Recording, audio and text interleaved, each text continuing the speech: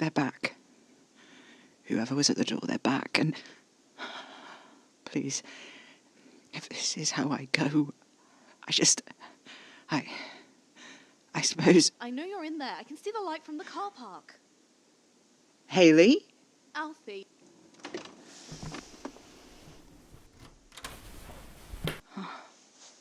Jesus, Alfie. You look horrendous. Sorry. Sorry? What? No. Just... Here. I brought you some soup. Let me just... 34. Alfie, you have hypothermia. Oh, Jesus. When was the last time you went outside? Yesterday. Is that... Did you steal IV fluids from the hospital? Alfie, are those blood packs in your mini fridge? Let me explain. God, Alfie, I thought Casper said he didn't drink stuff from the blood bank. He did... He won't... That blood is so tightly regulated. I'm not going to eat it. Oh, shit. It's not for him, is it? Alfie, I thought we had months. It's degenerative. Every time I drink his blood, the lead time is shorter before I need more. Well, how much shorter?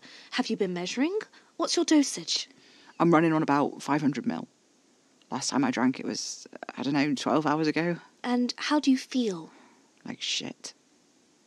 I should run your bloods. No, we can't. No, this is the discovery of the century, Alfie. Maybe the millennia. Your boyfriend is a vampire and you're... I'm dying. Where's Casper? I don't know. What do you mean you don't know? I don't know. Well, when did he leave? A few days ago. And he didn't tell you when he'd be back? No. But, Alfie, his blood is keeping you alive. Your bones aren't healed, they're just sort of floating in place. If you don't get more... I know, Hayley. How much do you have left? 3 more doses. Shit. I know. Oh, God. Fuck. Shit. Okay. When I spoke to Cass about this, he said you needed, what? A litre to force the change to happen. That's not what he said. If you've got 3 500 millilitre doses left, then you've got enough to do it. You can do it. Hayley, you know that's not how... There's got to be a way to... Oh, I know what I can do. I'll go to the hospital, I'll get a BMV, I've got ice packs at home, Hayley, stop. I can't just leave you here to die. I know, but you can't stop going into work. I've already disappeared. People are going to start asking questions. I'll get supplies, a BMV at least. I'll bring them back at the end of my shift. You're a good friend. It really is the bare minimum. It's more than that, and you know it. Right, Don't do anything stupid, okay? Okay. Just... don't die until I get back. I'll try my best.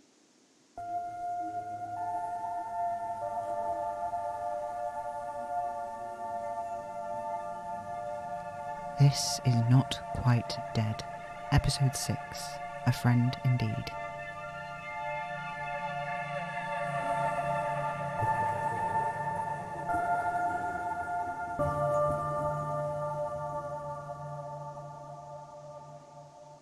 Hayley's gone now.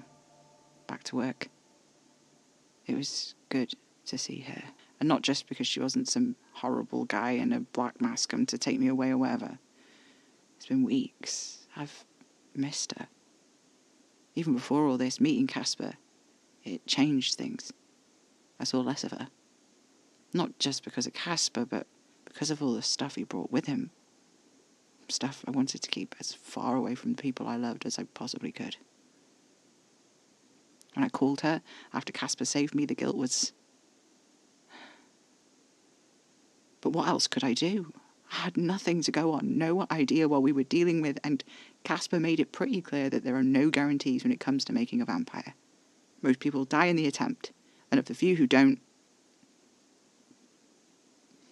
manage wrong, they wake up broken. They become things. Stinking, rotting, falling to pieces as they go. That's only half the mystery, though. The real reason I went to Hayley wasn't to try and work out what happened when a person becomes a vampire, but why I wasn't already dead. By rights, I should have been. But the blood, Like when Cass had dropped a single drop from his fist into Linda's eye, his blood inside of me had brought me back from the brink. For Linda, it had only lasted a couple of hours before she crashed back down, of course, but it was long enough to intervene, long enough to let her live. I needed to work out why I wasn't dead, really. To find out if there was a way to fix me before the clock ran out on me. I needed to know why there was a clock. But that happened later. After I knew why Casper had come to York and what he'd been doing the night he saved my life the first time. I should probably sleep. But who knows how long I have left, really. And I feel good right now. I really do. So I'll tell you about what happened the day after I fucked Casper the first time. We drove back to the city in silence. The sun was rising. I remember he laughed at me when I asked if he would be all right. He promised he wouldn't catch flame or start to smoke, and when I still looked worried, he put his number into my phone. He dropped me off at my apartment. He had work, he said. I walked around in a daze. Everything I touched felt new, changed, different. I did manage to sleep, but not very much. When I woke up mid-afternoon, I just lay on the bed, turning restless, thinking about it. The kiss, the sex, the bite. It was all such strange ecstasy. The smell of him was all over my skin, sunk deep into my clothes, caught in my hair along with bits of twig and leaf litter. There were bruises on my shoulder blades from where I'd hit the tree. My knees were in tatters. The heels of my hands were scraped rough and fizzing. I could feel my muscles aching. I thought about what he'd said, about the connection between us, and I wondered if he could feel what I was feeling then, lying on my bed. My phone buzzed and my heart leapt. Was it that keen that he could sense me thinking of him, thinking of me? But when I checked my phone, it was just someone asking if I could cover their shift in 3 hours. I was sore and exhausted, but I knew I wouldn't sleep. I was too wired. If I didn't go to work, what was the alternative? Lie there all day thinking about it all, going through every moment of it with a fine-tooth comb? I couldn't think of anything more likely to drive me absolutely loopy, so I agreed to go in. It was all fine until about 4 hours into the shift. It was a particularly rough one for a Tuesday evening because one of the general wards was undergoing an emergency refurbishment to get rid of some asbestos, so there were even fewer available beds than usual, and you could barely walk through the triage area for patients. The thing everyone was most annoyed about, though, was that all the work was finished, but no workman could come and take the safety measures down for 2 more days, so the ward was fine and perfectly functional, but totally inaccessible. After a couple of hours of stepping over people sitting on the floor, I could feel every bruise in my body with a fresh intensity, and it wasn't pleasant anymore. It was irritating how they smarted every time I reached too far or brushed into anything. It wasn't like I'd had much chance to sleep the night before either, not with all the crying. I had started thinking longingly of my break, checking temperatures and fitting IVs, daydreaming about closing my eyes, when one of the other nurses burst into the bay I was in. I don't remember who it was, but he knew I'd seen them before. The patients with the torn-out throats. That's why he'd come for me. The guy on the gurney was young, maybe still a teenager. He was holding his hand over his neck, conscious enough that he was trying to speak as people moved around him. Blood was oozing through his fingers, through the gauze on his neck. No sound was coming out of him, but I could tell from his lips what he was saying. He bit me. On a loop in my head, I could see it, smell it, the thing that had killed Ben, which had tried to kill me. I'd been so stupid, so wrapped up in Casper, in the bite, in the forest. I hadn't thought to ask if there were more of those things. Some part of me had assumed, I guess, that it was the only one, the thing responsible for all the murdered people I'd seen, and Casper had stopped it. But he'd never said that. He'd never explained it at all. There were more of them. Someone nudged me, and I realised I'd been standing there staring and doing nothing for too long. I rushed forward to try and help this boy. I wadded his neck with gauze, and someone fitted him with an IV. We gave him antibiotics, but he'd need surgery to close the wound and the muscles, so they sedated him and carted him away.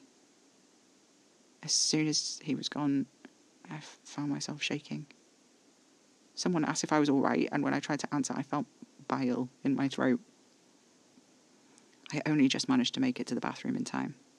Sitting on the gross tiled floor of the bathroom, I took out my phone, searched Casper's number. "Someone's been bitten," I texted him. No reply. I threw up again. "He's alive, but he'll die anyway, won't he?" I text Casper. No response. I thought of the bite on my neck, the slight gash in my skin.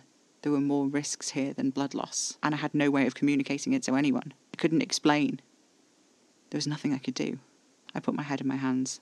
I felt a rush of hideous guilt because it had been hours since I thought about the fact that Ben had died, was dead, was never coming back. I saw it, the streetlight in his eyes, the blood pouring over my hands, blood which was still all over my clothes, still in a pile on the floor in the bathroom where I'd peeled them off my skin. Blood mixed with the vile ooze of the thing that had killed him, the thing that Casper had thrown in the river. There were more of them. My head was swimming. I was definitely having another panic attack. I text Casper again. "You have to do something. You have to save him like you saved me." The phone buzzed in my hands almost instantly. "Are you in danger?" he asked. I told him no, but there's a guy who's going to die if you don't help him. "I'm sorry," said Casper. "I can't." I don't remember much of the next hour, but I know I spent most of it in the bathroom. I cried so much my eyes ached. I think I texted Casper a few more times, but he barely responded to any of it. I was furious. I didn't know what to do or what to think. Finally, after drinking water with my cupped hands and splashing it on my face a few times, I walked back out. The boy was already dead. They said it was some kind of fast-moving infection from the bite. I nodded. I felt dead too. The rest of the shift, I felt like my bones were made of lead. I was moving on autopilot, smiling, asking questions, changing gloves, fitting IVs, dressing wounds, consoling children. I felt none of it, and I barely saw it, to be honest. All I saw, all I heard was the ringing in my ears, and all I saw behind my eyelids with every blink was Ben's face as I held him in my arms on the banks of the river. The boy mouthing that he'd been bitten. I smelled the thing's rotting flesh in every infection and heard its rasping breath in every congested chest. Finally, my shift was over. But I found myself standing by the hospital's exit, unable to leave. It was morning. The air was cool, but I could tell it was going to be a very hot day even then. It should have felt inviting. I thought about my bed, a shower.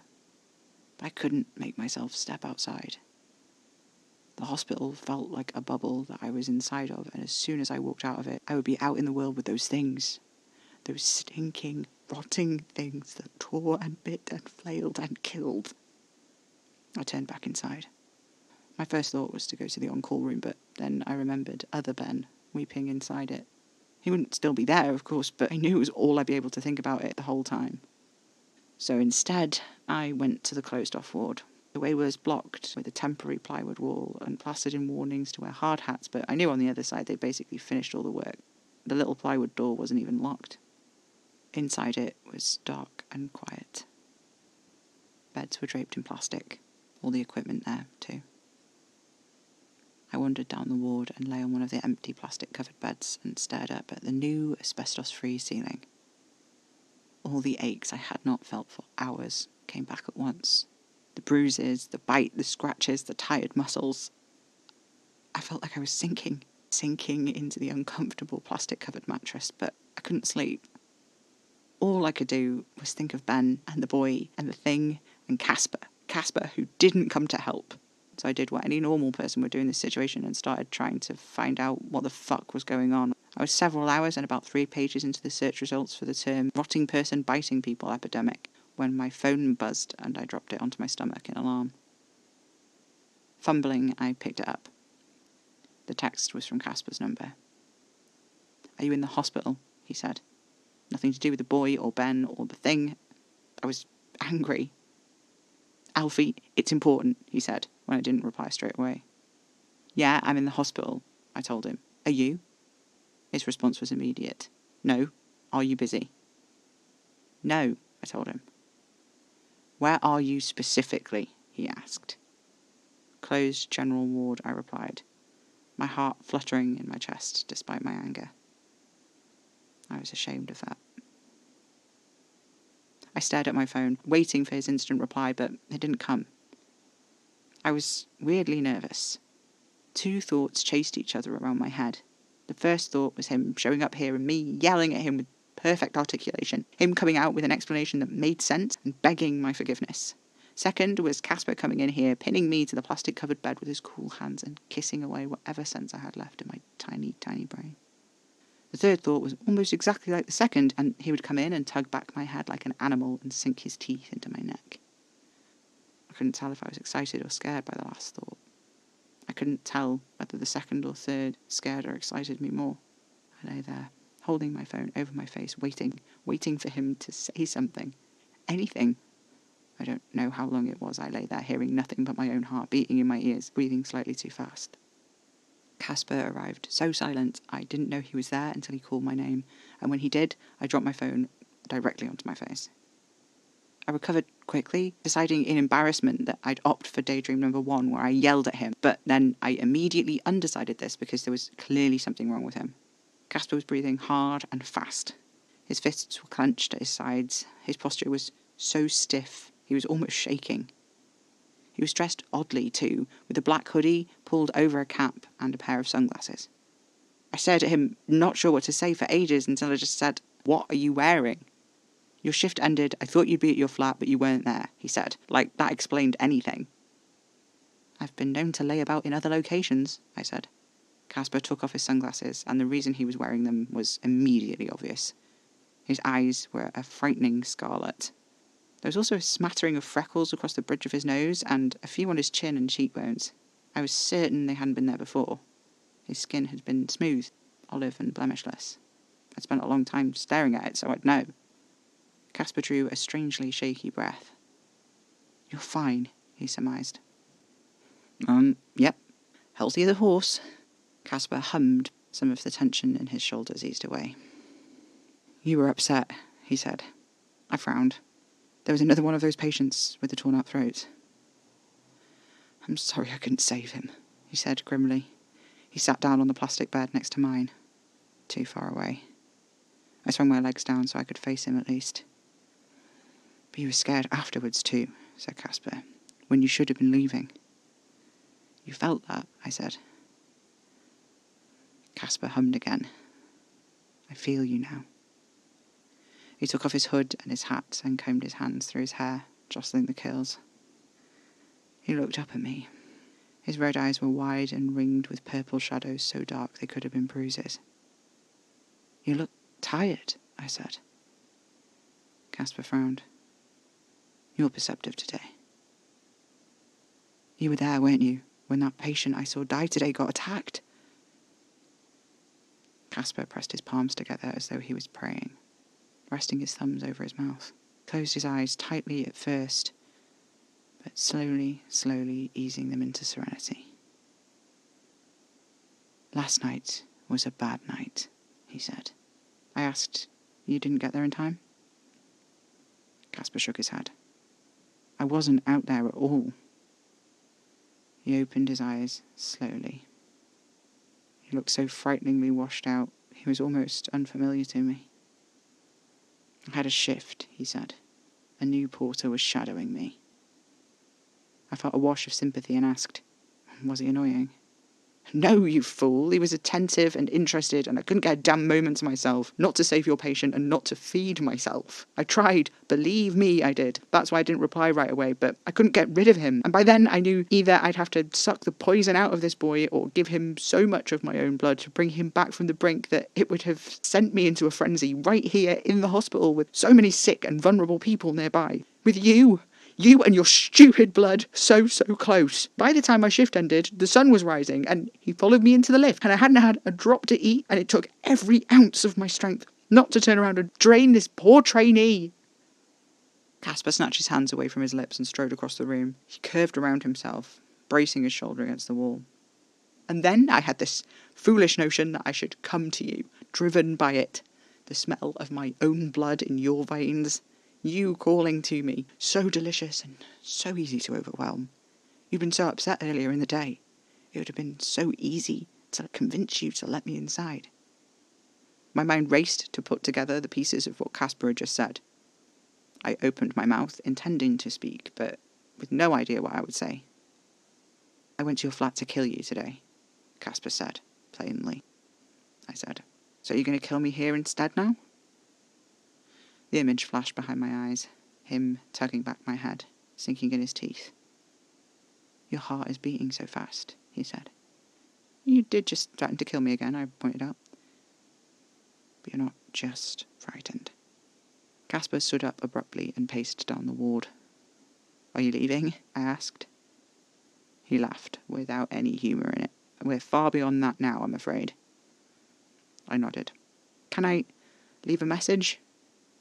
For my mum?" Casper froze. He turned and looked at me. He was livid.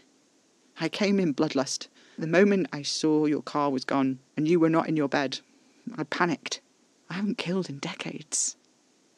I asked him how the hell I was supposed to respond to that. He threw his head back and laughed, long and sour, then whispered, "Surrender to me. Let me take you, but of course you've as good as done that already." My mouth went very dry. Casper rounded on me, looming in the inches that separated our heights, his red eyes wide and distant even as they bored into mine. His brand new fine smattering of freckles deepened the closer he got. Without thought or intent, I pressed my finger to one of them, on his cheekbone. His eyes popped even wider and he froze, with a steady rhythm of cool breath on my face gone. "You have freckles," I said, quietly. "A what?" He sounded dazed, drugged even. I started to drop my hand, but he caught my wrist and pressed it more fully to his cheek. His eyes slid closed and he turned his face into my palm, the point of his nose drawing a line from the tip of my finger to my wrist.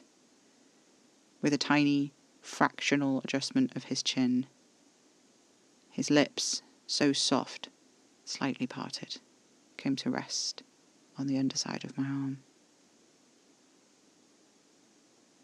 His cool breath skittered across my skin and all the hairs on my body immediately stood on end. "Your heart is racing," Casper whispered. His lips ghosted over my wrist as he spoke, but he didn't move away or even open his eyes. "Are you afraid?" My voice trembled as I told him no. A smile spread across his face and he moved fractionally closer again. And now it was not his lips, but his crooked white teeth resting against my skin as he chuckled deeply. "Liar. Foolish boy, I could kill you in an instant." He opened his eyes, smile diminishing a little, though not completely. He turned to me, but didn't release my hand, his cool fingers keeping it fixed in place. My skin felt absurdly warm where his cold mouth had been. "A vampire full of human blood is a near-perfect machine. We heal fast. We require little, if any, sleep, and have the sharpest reflexes of any predator. In a darkened room away from UV rays, sat almost perfectly still, a vampire could go on indefinitely, with no need to feast and very little hunger to contend with. I once spent 10 years beneath the floor of an old house, simply lying there, thinking, feeling the ecosystem moving around me. Though it does become a little dull. Once we start moving, a debt begins to be incurred. Just as a human body requires oxygen and sugar to move, a vampire body needs blood. Walking alone over a long enough time period will cause a great enough debt to trigger the drive in a vampire. The drive to kill. The greater the debt, the more violent, the more frenzied the vampire becomes, and also the more weak. A vampire with a large blood debt cannot stop or think. It must kill. All other instinct is wiped away, save for that most base of all. The drive towards the slaughter. "You don't seem like a frenzied monster right now," I said. Casper hummed. "Not yet." He dropped my arm and my fingers tingled. "The freckles," I said. Casper sighed. "We're more vulnerable to UV rays. Exposure to sunlight will also incur a debt. In the state I'm in, it only takes a few minutes for the sun to do some serious damage, and I ran all the way here from your flat." Casper laughed. "Ridiculous creature, aren't I?" he said, sourly. I hummed, imitating him. He peered up at me in reward, one eyebrow arched. "Quite a pair we make then," I said. Me, a foolish boy, and you, a ridiculous creature. Quite a pair indeed, breathed Casper. His shoulders slumped. Is this my fault? I asked. Don't be absurd. You're not responsible for me being a monster, Alfie. No, I mean this right now. Is it because of the other night? Casper closed his eyes, and his hand curled around his own forearm, the place where I had drunk from just a few nights before. Ah, he said, quietly. It is in part because of that, Casper replied. I'm sorry. Casper whirled around to face me. You're sorry? He spoke so loudly and suddenly that I shrank back from him. His eyes tightened with regret. You almost died and I saved your life. You don't need to apologise for that. I don't know why, but in that moment it seemed like I only had two options. It was my fault that Casper was in this state, barely able to keep himself together. He'd saved my life once, and millenniums more, through sheer force of his own monumental restraint in simply not pouncing forward and killing me. He was now at the edge of his reason, at the end of an incredibly long fuse that was burnt entirely to ash. If I did not offer him the very little I could to help, he would leave, and things would become worse, and eventually he would kill someone. How much do you need? I said. Of what? Said Casper. Blood. Casper stared at me. You can't offer me that. What happens if I don't? I said. Casper shrugged. I haven't thought that far. Your heart is racing, and with the heat coming off you. God. So that's it? I said. You need it all? Casper closed his eyes. I want to sink my teeth into you and feel the last spasms of life send you limp in my arms. But I could get by with less. Just enough till my next shift tomorrow. I frowned. God, you've not been drinking the fucking donor blood, have you? Casper scoffed. Of course not. That blood is precious. I take it from the sick who can afford to lose it, and from those on the edge of death who won't need it much longer and who won't suffer the loss of it. Good, I said. And if you don't drink my blood now, there's a good chance I'll kill you the longer I stay here, said Casper. And if you leave, I'll kill someone else. This was the easiest thing for him to say of everything so far, and for the first time I felt a real thrill of horror run down my spine. Well, that settles it, I said. Casper looked up at me, amazed. Really? You fear more for the life of a stranger than your own? I'm a foolish boy, remember? I muttered. Now, let me do this. There's no guarantee I'll be able to stop once I've begun, Casper warned. I cannot rely on my patience now it's been worn so thin. Okay then, I said. I went over to one of the medical cabinets and opened a drawer which should have butterfly cannulas in it. Miraculously, it was stocked. I pulled my top over my head, the cannula out of his packet, my hands shaking violently. I tried to take a deep, steadying breath, but succeeded only in making myself aware of how hard and fast my heart was beating, how violently I really was beginning to shake. We'll make it so you don't have to use any self-control at all, I said. Casper's hands closed around my wrists. He was squatting in front of me, our eyes level. His voice was soft, but it was clearly taking a great amount of effort for him to keep it as such. What are you doing? Making it so you don't need to use any self-control at all. Now, how much do you need? I said. I tried to pull my hands away and give another go at placing the cannula. Too much, said Casper. A pint. Maybe two. I nodded. I can manage that. That's a blood bank donation, and that's fine. Casper scoffed. You would need to be in a more robust state to be allowed to give that much for a blood bank donation. But it won't kill me, I said. No, Casper agreed. No, it won't. I nodded. Get 2 of the syringes for administering liquid food into an NG tube. That's 1,000 ml altogether. He brought them over to me. I swallowed, nodded, and looked down at my still shaking hands. Wait, said Casper. You can't talk me out of this, I said. My reason is fast drying up, and I'm afraid I no longer have the willpower for that, Casper said. He raised his chin and drew a long breath, and then towed open the cabinet's bottom drawer, exposing a row of bags of saline. It won't help with the actual blood loss, but it will stop your pressure from dipping too low, which should stop you from going into shock, at least. I'm not going to go into shock, Casper. I know what I'm doing. I'll be fine. Drowsy, maybe, but fine. Casper glanced at me, grimacing. Humour me, he said.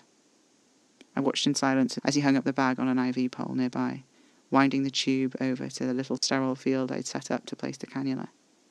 He turned, eyes immediately on my arm. "Your hand's shaking," he said. "Sorry." Casper shook his head. "Stop apologising." With an angry scrub of the alcohol gel, he returned to his half-crouch before me and gently took the cannula from my hand. There was a sharp bite of pain as it pushed into my arm, and then nothing. I released a shuddery breath. He brought the syringe up and drew back the plunger, bright red dancing immediately along the tube and into the syringe. Casper hissed through his teeth and then hummed softly, watching the blood sputter out in time with each useless throb of my heart. "There are more of them out there, aren't there?" I said. "The things that killed Ben." Casper sighed. "Yes. Many more of them. More than there should be." "And they're everywhere?" I asked. "No," said Casper. His breath hitched as he removed the first syringe. He licked his lips. "Is that what the blood debt does?" Casper shook his head. "No, they are attempts. Half-made vampires. Dead but for the drive." "What does that mean?" My head was spinning. Casper adjusted his hold on the syringe and placed a cool hand on top of mine, his fingers stroking my knuckles. My eyes fluttered closed. Casper's hand moved from my hand to my neck, guiding me sideways to fall on the pillow. "Do you need to stop?" Casper asked. "No, it's okay. Tell me what you mean. Dead but for the drive." "The drive to kill.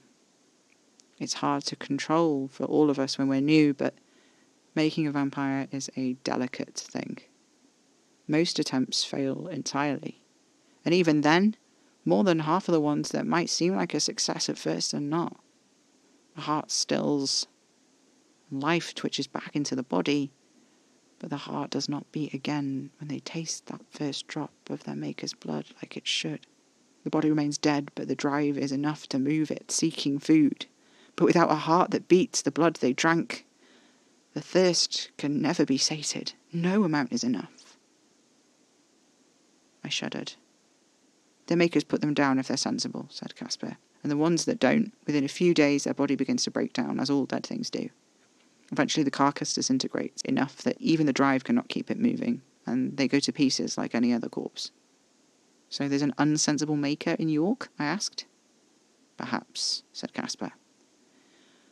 I wanted to ask more, but Casper was pulling the syringe away. He laved his tongue over the end. His eyes rolled back into his head. When he looked at me again, his gaze was an even more violent scarlet than it had been before. "Saline," he whispered. He put the syringe down with a gasp, ran his hands roughly through my hair before hooking me up to the already hung saline bag. "So you don't know why there are so many attacks?" I asked, but Casper didn't answer. I heard a low moan. Casper had his back to me, his shoulders hunched.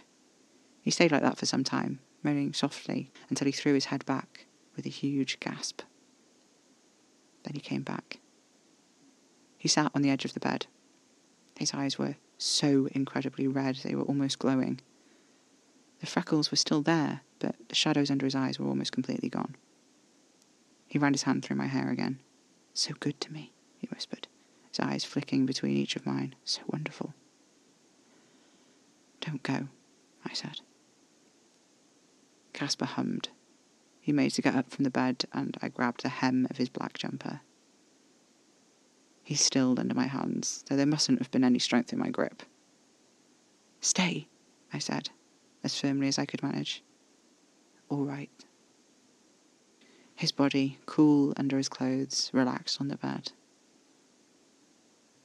He wound his arm around my bare shoulders, carefully arranging the IV line so he wouldn't jar it. I closed my eyes and relaxed against him, turning my head into his side, filling it with the smell of him, honey and peaches and booze and musk, cold radiating through his jumper, chilling the tip of my nose like a winter morning. I could still hear my own heart in my ears, but beneath it, a second pulse, faster, frenzied, Casper's heart in his chest. "Sleep," Casper mumbled. I hummed in agreement and did as I was told. I should probably sleep now, too.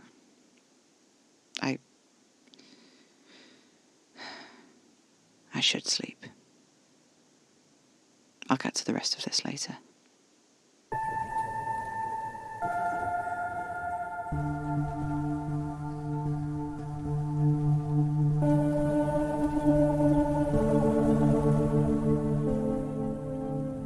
Not Quite Dead is written, performed and edited by A. Major under a Creative Commons 4.0 attribution license, with guest performance from Alex Pilaber Richardson as Haley.